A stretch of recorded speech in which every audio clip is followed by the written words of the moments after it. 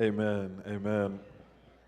Brothers and sisters, as a thesis verse for the message this morning, please look closely at the 26th verse.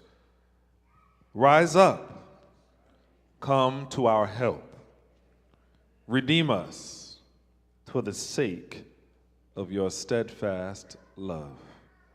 Redeem us for the sake of your steadfast love. Providence and friends, with the help of your prayers and under the leadership of the Holy Spirit, we want to preach to you briefly this morning on the subject of rise up. Providence, you should know that this psalm is written in response to the wars that newly appointed King David is fighting at the beginning of 2 Samuel. David is fighting these wars to unite Israel, to consolidate the land, to increase their power in the region, and to do it all under God's divine guidance.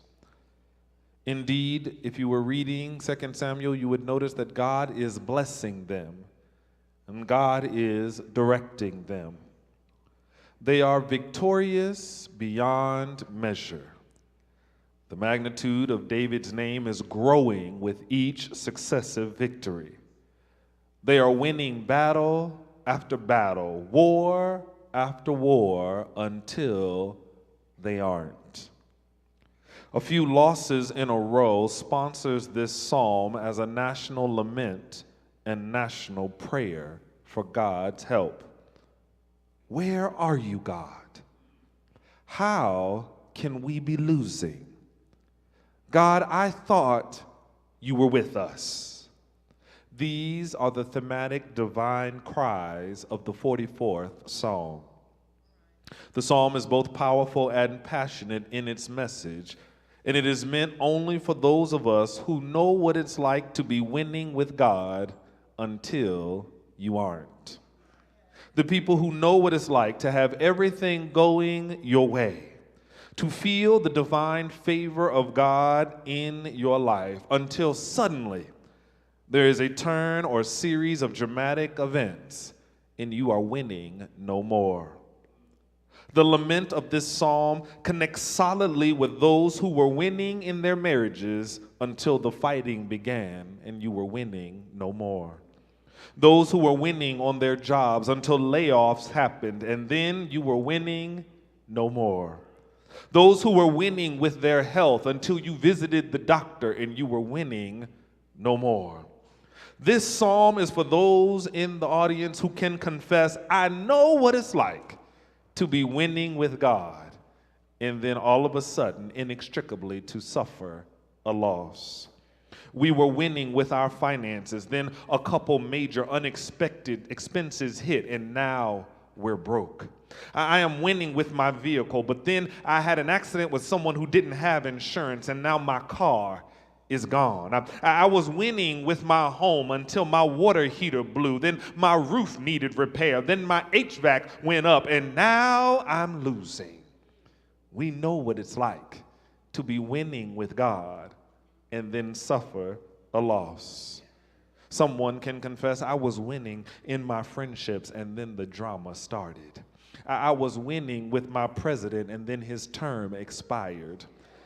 I was winning with my social life, and now I just feel empty on the inside. This psalm, Psalm 44, is only for those who can confess, I know what it's like in this life to be winning with God and then to suffer a devastating loss. If you're too cute to confess, then this psalm is not for you. If you're too blessed to be stressed, then this psalm ain't for you.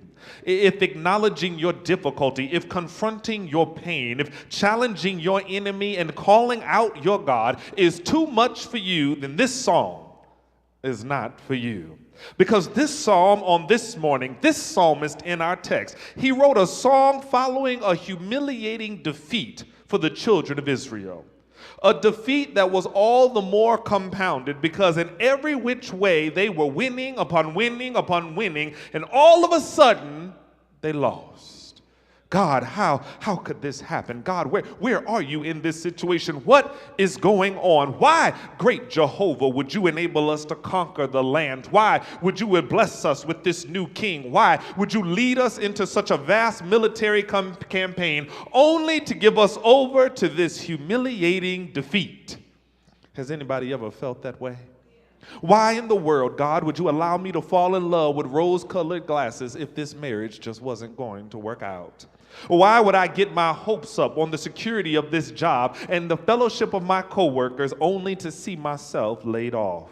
Why let me experience the strength and virility of my youth only to have it wane with age, and now my body is besieged by disease? God, I was winning with you on my side, and now what I consider to be losses are mounting up on every side. And when the Psalm of Psalm 34 is read, it's the song of my defeat. It's the song of my lament. It's the song of my distress. And so, as is the custom of traditional hymns of praise and lament that you find in the Psalms, you can break this psalm down categorically into 4 stanzas or verses. In the first stanza, verses 1 through 8, the psalmist exhorts a review of Israel's history. The psalmist reviews the amazing wins that Israel had. And here the acknowledgement is, God, you have helped us. Continuing in the psalm to the second stanza of verses 9 through 12, the psalmist demonstrates that he is perplexed by how the same God who helped them win in years past is now forsaking them in the defeats of their enemies. And here the acknowledgement is, God, you're not helping us. Then in the third stanza, verses 17 through 22 of the psalm, the writer is pointing out that not only are they losing, but they are suffering these humiliating defeats even as they are attempting to be faithful to God and do all that God has called them to do. The psalmist is screaming, how could this be? And here in this stanza, the acknowledgement is, God, you should help us. And finally, in the fourth stanza, from our selected verses of the pericope, verses 23 to 26, the writer invokes the Hebrew name Adonai, calling on God, Lord and Master of all. And here the acknowledgement is, God, you will help us. But in our investigation this morning, we must be careful to consider both the intent and the attitude of the psalmist as he pens these words. From the beginning of the fourth stanza, verse 23, he shouts in the song, rouse yourself. Why do you sleep, O Lord? Awake. Do not cast us off forever. Seemingly, the psalmist is beckoning to the divine God, the one who neither slumbers nor sleeps. It is as if God is asleep on the job and God is not doing his part to bless Israel. And the psalmist has the audacity to tell God, get up, God. How can you be asleep at a time like this? How can you be away from us and unaware of what we are going through as we suffer these defeats? In effect, the psalmist is saying, return to us. It appears the psalmist is pointing out that there was a time, God, when we were winning. There was a time, God, when you were with us. God, it felt like in those days you were alive, awake, and available in our lives. Everything we touched turned to gold. We were victorious. And now, God, we can't trace you anywhere. You must be asleep, God. So get up, great God, and return to us. Return us to our victorious position. Return to our side. Now, you and I generally are not as bold, nor as blunt, nor as blatant as the psalmist is here in the text. When we talk to God, we have a little more sense than to yell at God and tell him to get up. But most of us can acknowledge and admit we have been through situations in our lives where it felt like God was asleep. We know better than to talk to God with reckless abandon. Grandmother taught us better than that. But sometimes, given what you are going through in your life, every now and then you have to be honest and admit on the inside you're shouting, rouse yourself, oh God. Wake up and stop sleeping as my marriage disintegrates. Rouse yourself, oh God. Stop sleeping as my cancer accelerates. Rouse yourself, oh God, as my relationships complicates, as my home depreciates, as my sorrow exacerbates. fluctuates. Rouse yourself, oh God. Get up as my bank account fluctuates, as my president manipulates, as these countries negotiate, as my supervisor evaluates, as my unmarried children conjugate, as my patience evaporates and my life asphyxiates. Rouse yourself. Oh God. Why are you sleeping on this situation? How can you sleep through my family discord? How can you snore abounding me during my mental anguish? Why, God, are you in REM sleep while tears are handcuffing my cheeks? Rouse yourself. Awake, I beg of you, O God, and do not cast us off forever. Don't leave us in this state. Don't leave us in this despair. Don't leave us with these problems in this situation and with these circumstances. Rouse yourself and return to us. The psalmist knows that their victory and the outcome of their destiny is firmly in the hands of the wise and sovereign God. So as a rallying cry to God that he feels is sleeping through the situation, his last resort when he's at his wit's end, the Hail Mary pass he's trying, is the psalmist has the audacity to tell the Lord, return to us. Then in verse 24, he says, God, why do you hide your face? Why do you forget our affliction and oppression? We are out here battling so far away from a water source here in a desert type of land that verse 25 says, we seek down to the dust. Our bodies cling to the ground. Can you hear such a descriptive metaphor that is provided here of a dry and desperate people? A hope that is sinking to the ground from the severe affliction of these unexpected defeats and the oppression from persons that are defeating them. A hope that was shining bright. A hope that was bright when they were winning. That hope, with each successive loss, is a hope that is getting dimmer and dimmer. The psalmist can do nothing but transition from return to us to now he's saying, remember us. God, please do not forget our victories that we had over Jericho, the Amalekites, and the Philistines. Remember how you led us into battle behind Moses, Joshua, Saul, and now King David. Remember how you delivered those who were against us into our hands. Oh God, remember us. And the same way that this psalmist in his despair is penning these words, asking God to remember them, is the same way that you and I in 2017 can find ourselves in situations where we are blatantly calling on the God to remember us. God, remember us. Remember when we had a president who attempted to care for all people and not just a president who wrote executive orders to accomplish executive white male privilege. Remember us. Remember when the blood flowed freely through our veins and our energy abounded as a child. And now remember how our arteries have closed and now hypertension, diabetes, high cholesterol, and hypertension and heart disease are upon us. Remember us. Remember when our debt was reducing, our income was flowing, our home values were rising, and now we've got negative equity attacking us. We've got Wells Fargo mistreating us, and foreclosures are upon us. Remember us, oh God. Even though you're omnipresent, somehow your face is hidden from us. Even though you're omniscient, you've forgotten our affliction and oppression. Remember us, oh God. Here in the text, brothers and sisters, the psalmist feels like many of us feel. The psalmist feels both hopeless and helpless. It is the experience of not feeling the presence of God. And it's such a dislocating feeling that you feel sometimes just like Jesus felt on the cross when you read in those verses, Abba, Father, why hast thou forsaken me? Remember us, O God.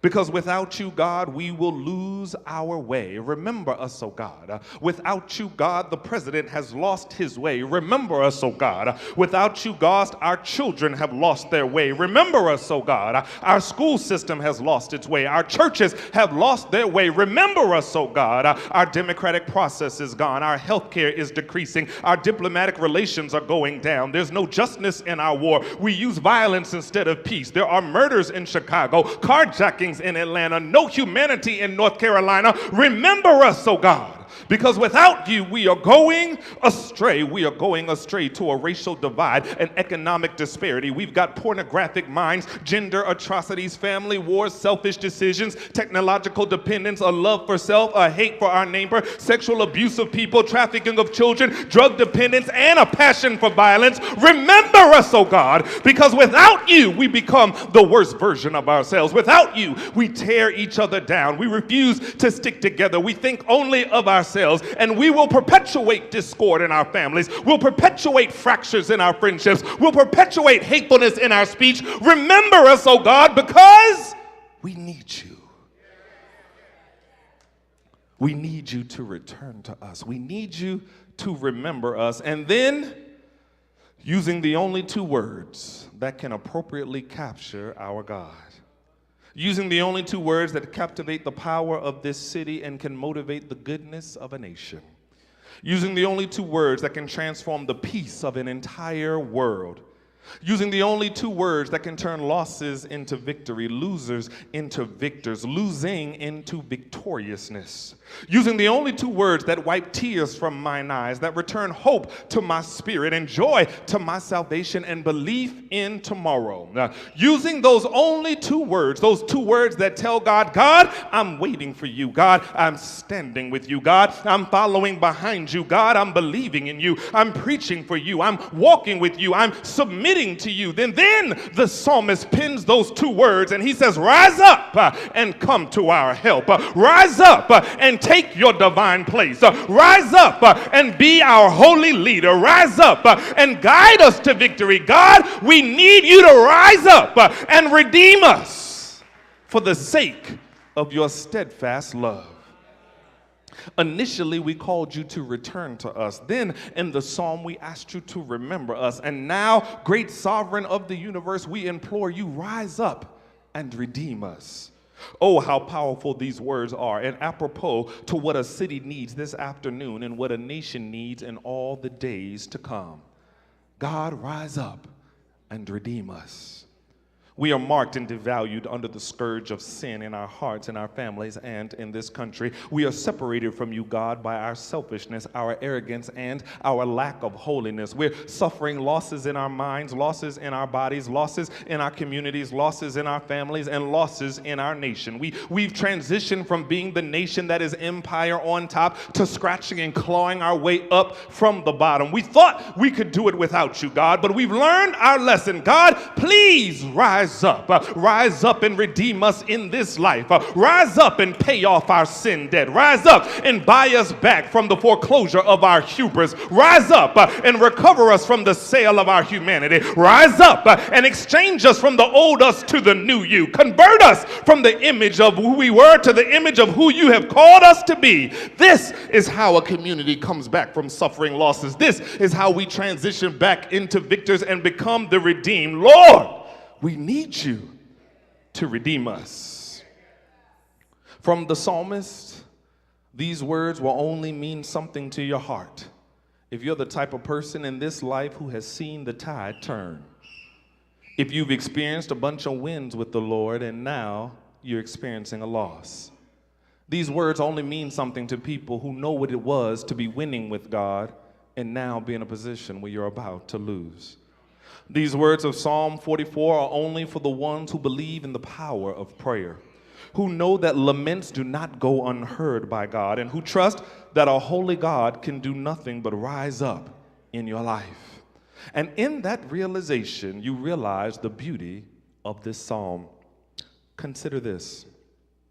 The term rise up, coined for the Atlanta Falcons, was a term initially created to tell a team that was bursting with potential in a city that was busting with opportunity to stop playing down to the expectations of your losing past and to tell the fans to stop sitting down on the hope for a possible future. But before you see a winning team with your eyes, you have to believe you have a winning team in your heart. To the players, before you raise a trophy in victory with your hands, you must rise up and believe that your God-given talents make you a victor in your heart.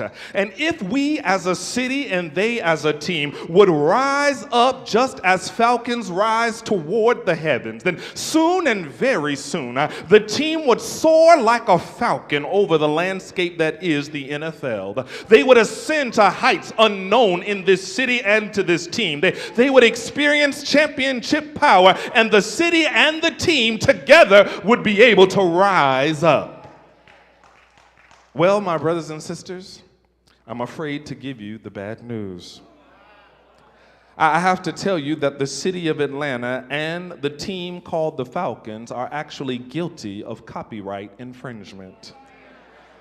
You see, because Atlanta nor the team were the originators of the term rise up.